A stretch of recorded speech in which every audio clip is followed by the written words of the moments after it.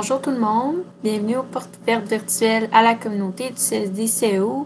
Je me présente, je m'appelle Andréane Turpin, je suis conseillère en ressources humaines. Je suis accompagnée de ma collègue Vanessa Leduc, qui est également conseillère en ressources humaines au sein du Conseil scolaire des districts catholiques de l'Est ontarien. Alors aujourd'hui, on fait des portes ouvertes pour vous présenter les différentes opportunités d'emploi qui se présentent à vous, ainsi que la culture organisationnelle de l'entreprise. Alors, c'est bien comme ça en ce moment. Les micros sont tous fermés. Je vais vous inviter à les laisser fermés. À la fin de la présentation, il va y avoir une période de questions. Vous allez pouvoir poser toutes vos questions là, concernant les postes, les CV, etc. Alors, on peut commencer.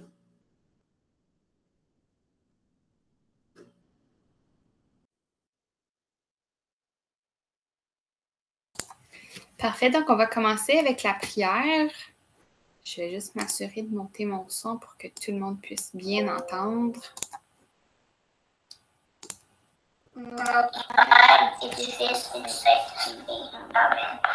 Merci Seigneur pour la vie que tu nous donnes.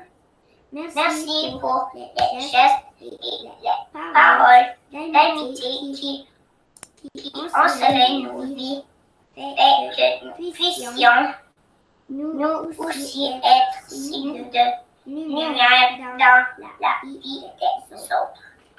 Amen. Notre Père et du Fils et du Saint-Esprit. Amen.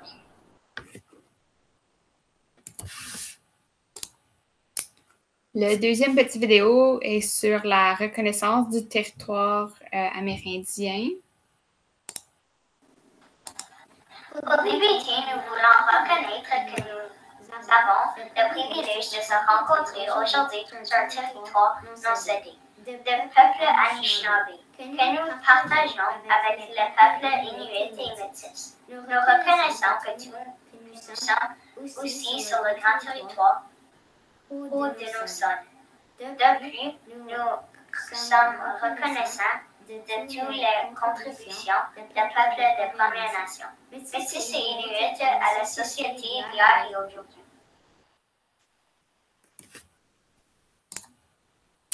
Parfait. Donc, pour parler un petit peu plus du territoire du Conseil scolaire CSD-CEO, donc, pour tous ceux qui se demandent où est-ce qu'on se situe en Ontario, on est dans l'Est ontarien. Donc, nos frontières se retrouvent à la frontière d'Ottawa. Donc, si vous voyez sur la carte qui est ici, donc la ville la plus près de la frontière d'Ottawa, ce serait Rockland, qui est avec la frontière d'Orléans-Ottawa. Par la suite, si on longe plus loin, on a les villes de Limoges, Russell en brun. Par la suite, si on traverse la 417, on se retrouve, notre territoire va jusqu'à Cornwall, qui est la frontière jusqu'aux États-Unis. Puis par la suite, si on longe la rivière des Outaouais, on va jusqu'à Hawkesbury, puis de l'autre côté, c'est la région du Québec. Donc, nous, on se retrouve entre ces trois différentes régions-là. On couvre les comtés unis de Prescott-Russell, Stormont, Dundas et Glengarry. On a 25 écoles élémentaires sur notre territoire, puis 7 écoles secondaires, également des pavillons intermédiaires, un bureau central et un annexe. Donc, si vous regardez sur la petite carte, vous voyez les points en mauve, c'est les écoles élémentaires qui se retrouvent sur nos territoires.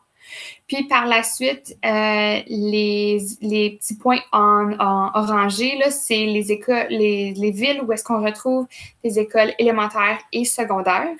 Le bureau central se retrouve à L'Orignal. Puis, notre annexe, qui est pour les services pédagogiques, se retrouve à Limoges. Donc, c'est un peu là, un aperçu des différents établissements là, au sein du CSD-CO. La mission du CSD-CO, bien, c'est très simple. C'est vraiment de s'assurer de la réussite des élèves dans leur parcours académique, scolaire, autant, c'est ça, qui s'épanouissent comme des citoyens engagés d'une fierté, fierté pour leur langue francophone, fierté pour l'appartenance d'être franco-ontarien, puis aussi de leur fierté de la foi catholique. On est là pour les faire évoluer, les faire avancer, pour qu'ils puissent par la suite contribuer à la société puis au mieux-être de celle-ci. Il y a 4 valeurs qu'on prône qui sont le respect, l'intégrité la rigueur et l'engagement, c'est vraiment des valeurs qu'on recherche dans nos élèves, mais aussi dans nos employés. Puis, pour bien englober tout ça, on a un beau plan stratégique qui a été développé pour l'année 2016-2020, qui était réussite performance. Donc, ce plan-là stratégique est terminé. Ça, c'est vraiment pour les grands projets qu'on veut faire au conseil scolaire. Donc, pour parler de ça, voici un petit vidéo qui vraiment englobe là, toutes les choses qui ont été faites. On va célébrer nos succès. Donc, je vais vous partager ce petit vidéo-là qui est d'une durée de 3 minutes à peu près. Puis, par la suite, on va pouvoir continuer la présentation.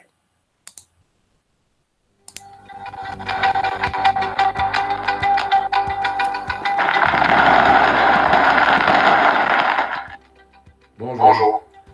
Même dans les temps difficiles que nous traversons, j'aimerais prendre quelques instants pour vous parler de nos belles réussites.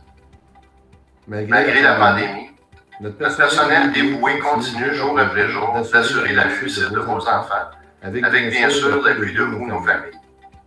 C'est donc plus important que jamais de célébrer nos succès. Notre plan stratégique 2016-2020 réussit cette performance tire à sa fin. Et j'aimerais célébrer avec vous nos 4 dernières belles années. Le CSDCO et ses écoles font une différence, un geste à la fois. Et à travers les prochains exemples, vous verrez l'ampleur de tout ce qui a été fait chez nous.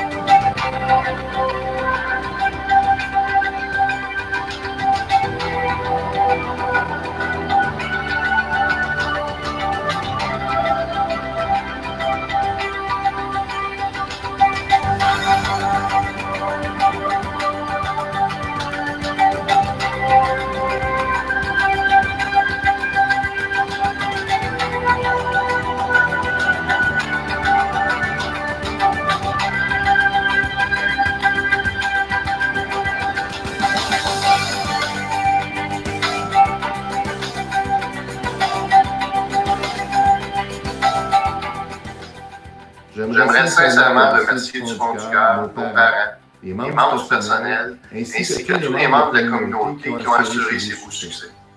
Merci surtout à vous les élèves, vous êtes notre inspiration. Maintenant plus jamais, c'est important de se dire que ça va bien aller et qu'ensemble nous faisons toute une différence. Dans les prochains mois, nous vous présenterons notre prochain plan stratégique, mais d'ici là, portez-vous bien, bonne fin d'année scolaire et surtout bon été.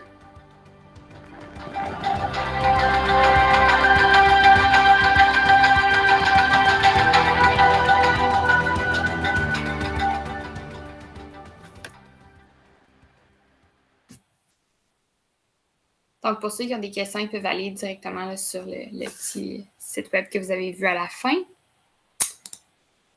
Oups.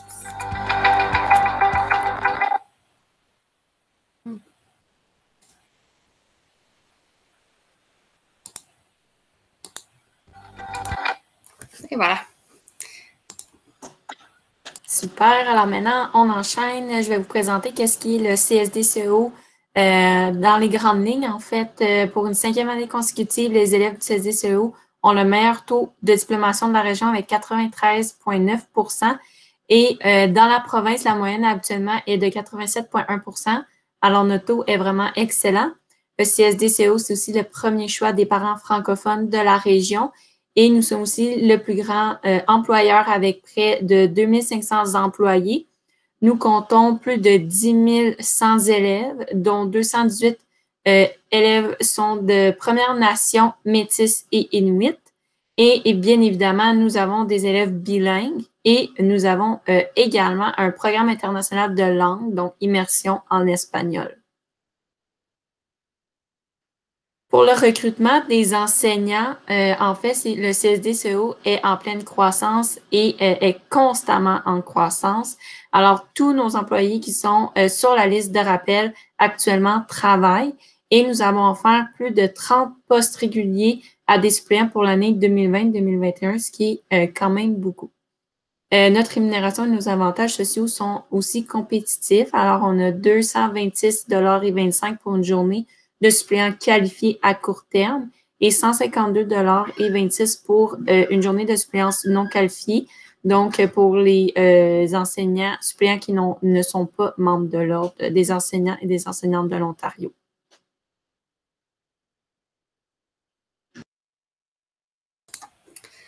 Donc, voici une liste de postes là, qui sont à combler en ce moment au sein du CSDCEO. Donc, c'est sûr qu'on a des postes d'enseignants, des différents postes, là, donc suppléants long terme, court terme, des enseignants réguliers. Puis, on a également là, des postes à l'école virtuelle avec la réalité d'aujourd'hui. On a l'école virtuelle. Donc, ça, c'est des différents postes en enseignement. On a également des postes d'enseignants, d'aide enseignants, désolé, des postes d'instructeurs d'espagnol, d'éducateurs, éducatrices spécialisées, éducateurs, éducatrices de la petite enfance, des intervenants pour des personnes ayant un handicap, des postes de préposés à l'entretien, autant temporaires qu'en occasionnel, des postes d'informaticiens en programmation, des postes de technicien informatique, on a un poste de coordonnateur de l'approvisionnement, des postes de gestionnaire de la technologie de l'information qui s'occupe du volet programmation, un poste de commis à la paie, puis un poste d'agent aux immobilisations. Donc, ça, c'est des différents types de postes que si vous allez sur notre site web, en ce moment, vous pourrez voir les différents affichages pour ces postes-là. C'est sûr qu'il y en a d'autres qui viennent, ça dépend vraiment là, des temps puis des demandes dans les écoles puis dans les services. Donc, c'est ça. Comme qu'on a besoin de beaucoup d'enseignants remplaçants, puis tout autre remplaçant occasionnel dans les différents types de postes, on a décidé de vous créer des petits trucs et astuces, puis vous présenter ça pour bien vous préparer lorsque vous postulez chez nous. Donc, c'est vraiment là, c'est la façon qu'on fonctionne lorsqu'on reçoit des candidatures, puis comment on évalue le tout. Donc, on y va avec les premiers petites astuces. Super. Alors maintenant, on va débuter avec l'astuce numéro 1 qui est pour le CV et la lettre de présentation. En fait, premier petit truc concernant le CV, c'est important de construire ou personnaliser le CV pour le poste convoité, pour le poste auquel on veut postuler. Aussi, on peut mettre bien en évidence la qualification qu'on a qui est directement liée au poste avec les expériences de travail vécues. Également, pour la lettre de présentation, c'est toujours pertinent de personnaliser la lettre pour l'entreprise à laquelle on l'envoie. On fait toujours un peu attention de ne pas envoyer une lettre qu'on a rédigée précédemment. Dans la lettre, c'est aussi important ou intéressant de lire vos motivations et vos aspirations futures. Donc, où vous vous voyez plus tard, à quoi vous vous attendez, qu'est-ce qui vous motive dans le poste que nous, on vous présente. Également, vous pouvez expliquer brièvement les expériences que vous avez qui sont pertinentes et qui sont connexes selon le poste. Donc, peut-être nous en parler un peu plus que énumérer les tâches, puisque ça, on peut bien évidemment le lire dans le CV. C'est aussi un atout de voir si vous aviez fait des stages ou si vous êtes un ancien élève du CSDCEO, que vous avez fait du tutorat également. Et c'est sûr que dans notre conseil, on favorise les gens qui sont bilingues parce que, bon, on est dans une province bilingue, puis on a besoin des gens qui puissent parler autant le français que l'anglais. Alors, en bas, on a un petit tableau qui présente un exemple de pointage lorsqu'on fait l'analyse des candidatures. Alors, pour celle-ci, on avait 2 points pour la formation académique, 2 points pour la pertinence des qualifications, 2 points pour la qualité de la lettre de présentation et du CV, pas juste le format, mais aussi la qualité du français. Donc, on évalue les deux, la pertinence de l'expérience et on a un total de 10 points à la fin. Alors maintenant, on peut passer à l'astuce numéro 2 qui est de respecter l'horaire. Là, c'est inscrit qu'on fait 2 à 3 journées d'entrevue par mois pour les listes de suppléants à court terme et long terme. Donc, c'est actuellement le cas. En ce moment, c'est sûr que notre horaire est plus en virtuel, mais je tiens à présenter les deux. Donc, en présentiel, la manière que ça fonctionne, le candidat fait un test écrit de 30 minutes. Par la suite, la consultation du guide d'entrevue pendant 15 minutes. Donc, il peut voir et lire les questions qui vont lui être posées pendant l'entrevue. Donc, il prépare ses réponses. Et par la suite, on a l'entrevue qui est une durée approximative là, entre 45 minutes et 60 minutes, tout dépendamment aussi des postes pour lesquels on effectue les entrevues. L'horaire virtuel est très similaire. La seule chose qui change, c'est qu'on n'a pas la consultation des guides. Alors, on a le test écrit de 30 minutes et par la suite, on enchaîne directement avec l'entrevue dans ce cas-ci. Astuce numéro 3. Donc, c'est bien de réviser les grandes thématiques en lien avec le poste. Donc, là, c'est un peu plus basé sur les postes d'enseignants, mais c'est vrai, c'est la réalité pour n'importe quel poste pour lesquels vous postulez. Donc, les tests écrits puis les questions d'entrevue sont vraiment basées sur le poste, donc tous les différents types de liens que vous pourriez faire avec le poste.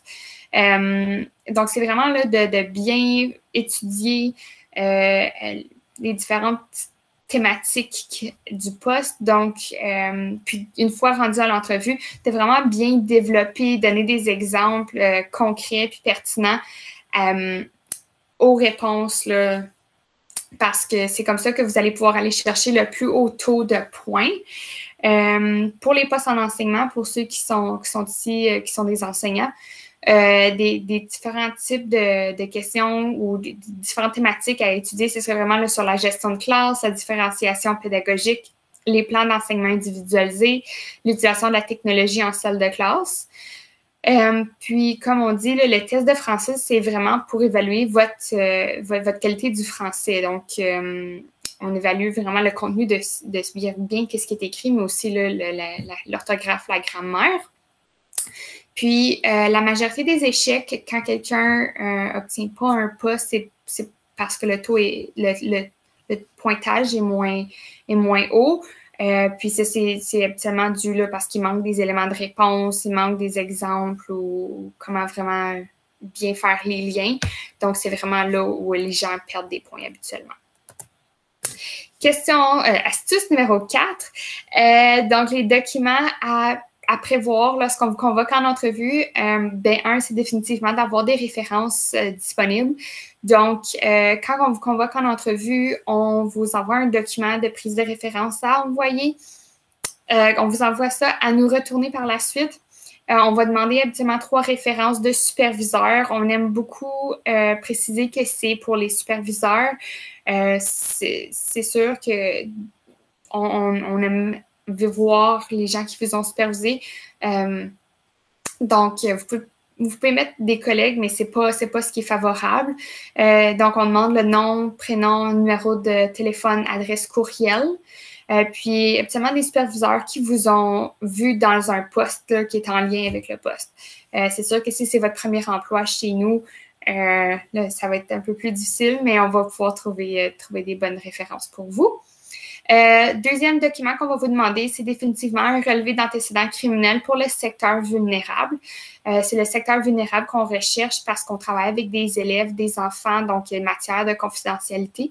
Donc, c'est pour ça qu'on cherche définitivement cette cote-là. Puis, si vous l'avez déjà en main, c'est parfait. Il doit dater de moins de 6 mois. Puis, si jamais vous ne l'avez pas, nous, on va suivre votre candidature est retenue. Nous, on va vous préparer une lettre pour envoyer au poste de police pour que vous puissiez aller chercher le document. Troisième petite chose, si vous êtes un éducateur de la petite enfance en Ontario et un enseignant en Ontario, vous êtes membre d'un ordre. Donc, si vous avez votre numéro de membre de l'ordre, vous pouvez soit l'indiquer dans votre CV ou bien soit nous envoyer une copie de votre carte de membre.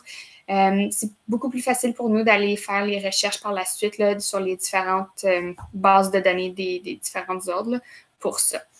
Petite chose qui est facultative, si jamais vous avez un portfolio, vous avez fait des activités, vous avez des documents qui sont en lien avec le poste puis que vous aimeriez présenter pendant l'entrevue, c'est sûr que c'est toujours un atout. Donc, vous pouvez soit nous les envoyer avant l'entrevue pour qu'on puisse regarder ça ou bien les présenter pendant l'entrevue quand vient l'opportunité pour ça, là. Donc, petite chose à garder en tête. Super. Alors maintenant, on va continuer avec la section offre d'emploi sur le site web. Alors, c'est certain qu'on vous suggère de consulter régulièrement là, la section offre d'emploi directement sur le site web dans la section carrière et de rester à l'affût des postes qui peuvent être disponibles. Vous pouvez également vous créer des alertes d'emploi. Donc, l'alerte va vous envoyer directement un courriel quand un emploi va être affiché qui correspond à votre catégorie d'emploi et qui correspond aussi à vos préférences, là, tout dépendamment qu'est-ce que vous avez choisi. Ici, aussi noter une petite note qui dit qu'il est parfois possible d'offrir un contrat de suppléance à long terme à des enseignants qui ne sont pas encore membres de l'ordre. Si vous voulez plus d'informations à ce sujet-là, on vous invite à communiquer avec nous par courriel. À la toute fin, vous allez voir, le courriel va être inscrit sur la dernière diapo. Et sinon, on vous encourage fortement à partager les différentes offres d'emploi avec votre entourage. On ne sait jamais, peut-être que ça peut les intéresser pour que ce soit des postes en enseignement ou des postes de soutien administratif, des postes professionnels, peu importe la catégorie, on ne sait jamais à qui ça peut intéresser. Par la suite, là, on va vous présenter les différentes catégories d'emploi. Donc, en haut à gauche complètement, le personnel enseignant. Par la suite, au centre, on a les cadres et les gestionnaires, donc les directions d'école, direction adjointe, les gestionnaires, les coordonnateurs, etc. se retrouvent ici. Par la suite, on a le personnel administratif de soutien, donc tout ce qui est secrétaire, préposé, les agents, les surveillants. Le soutien pédagogique tout en bas, qui est les éducateurs, les aides enseignants, etc. Nous avons également les professionnels, donc les psychologues, orthophonistes, intervenants en milieu scolaire, et pour terminer, le CTO et autres organismes. Donc, souvent, pas souvent, ça arrive certaines fois, les autres organismes qui sont autour de nous demandent d'afficher les postes qu'eux veulent combler directement sur notre plateforme, comme ça peut rejoindre un plus grand public là, de cette manière-ci. Donc, travailler au CSD-CO, depuis qu'on a commencé à faire les présentations, je réalise que ça fait déjà 6 ans que je travaille au conseil scolaire. Donc, c'est vraiment, là, j'ai eu la chance vraiment là, de m'immerser dans la culture et tout. Donc, c'est un milieu qui est dynamique, motivant. Le matin, je réalise que quand je viens travailler, tout ce que je fais, tout le travail que je fais a un impact. C'est sûr, c'est pas moi qui est en salle de classe, qui est là avec les élèves à leur enseigner, mais je sais que tout l'arrière-plan, là, c'est vraiment là, tout ce que je fais, ça a un impact sur eux. On est très fort sur la collaboration entre les différents services, entre les différentes équipes. Donc, on ne travaille pas en silo, on est vraiment là, il y a des différentes collaborations qui se font. Comme on a parlé un peu plus tôt avec le plan stratégique, on a un plan stratégique qui est mis en place habituellement pour 4 ans. Puis ça, c'est vraiment là où est-ce qu'on écrit les grandes lignes pour les différents projets auxquels on veut accomplir là, dans les prochains 4 ans. Puis ça, c'est vraiment axé sur la réussite des élèves. On a un bon programme d'accueil. La petite photo que vous voyez en bas, ça a probablement été pris lors de la journée d'accueil parce que une des employées, je me souviens, j'ai avoir fait son entrevue, puis je suis pas mal certaine que ça a été fait la photo a été prise à la journée d'intégration. Donc, quand on faisait, avant tout ça ici, là, avec la distanciation sociale, avant, on allait au bureau central faire une journée d'intégration, rencontrer les gens, rencontrer les différents services. C'est sûr que là, il reste à voir comment est-ce qu'on fait la journée d'intégration qui est faite habituellement avant le début de l'année scolaire. Mais au moins, là, ça donne un accueil.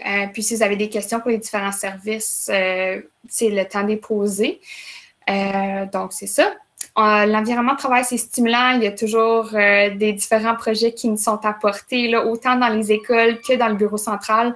C'est sûr que dans les écoles, ça bouge beaucoup. Mais au bureau central, puis à l'annexe, il y a différents projets qui sont apportés, puis il y a toujours un petit quelque chose là, qui est vraiment motivant. Puis, on travaille de pair avec les organismes communautaires. Comme vous avez pu le voir dans le petit vidéo qu'on a présenté tantôt, on a la journée des petits entrepreneurs. Ça, c'est un projet qui a été bâti avec des organismes communautaires. Il y a quelqu'un qui est embauché au sein du CSDCO pour travailler avec ces organismes-là. Donc, si je ne me trompe pas, là, il y a un lien qui s'est fait avec des organismes comme des entrepreneuriats pour que les petits puissent apprendre le système de l'entrepreneuriat. Puis, on leur a demandé de bâtir leur entreprise. Puis, à la fin de l'année scolaire, ils créent un bazar dans leur cours d'école où est-ce qu'ils invitent les gens de la communauté à venir acheter leurs petites choses à leur entreprise. Là, c'est vraiment une belle journée quand on fait ça. On a des conditions de travail qui sont avantageuses. On a une bonne qualité de vie au travail. Il y a des possibilités d'avancement professionnel. Donc, comme si je pense à des enseignants qui veulent devenir des directions, c'est une possibilité avec les cours et tout et tout. Il y a une rémunération compétitive. On a des bons avantages sociaux qui sont concurrentiels pour chaque différente catégorie d'emploi. On a une conciliation travail-famille. Puis, travailler au CSDCO, c'est vraiment une économie de temps côté déplacement entre les différents établissements. On n'a pas à se taper du trafic d'Ottawa, donc c'est définitivement un plus de venir travailler dans la nature. Moi, j'ai un beau 30 minutes à faire dans le sens inverse du trafic. J'ai la possibilité d'avoir des beaux paysages de champs puis de la nature, là. Donc, pour moi, c'était dans mes valeurs, fait que je suis vraiment contente de ne pas aller travailler dans une jungle de béton puis de me taper du trafic le matin et le soir. Donc, est-ce qu'il y en a parmi vous qui ont des questions? Là, on va pouvoir... si vous êtes intéressé aussi à voir la présentation par courriel, vous pouvez toujours nous envoyer un petit message. Je vais regarder s'il y en a...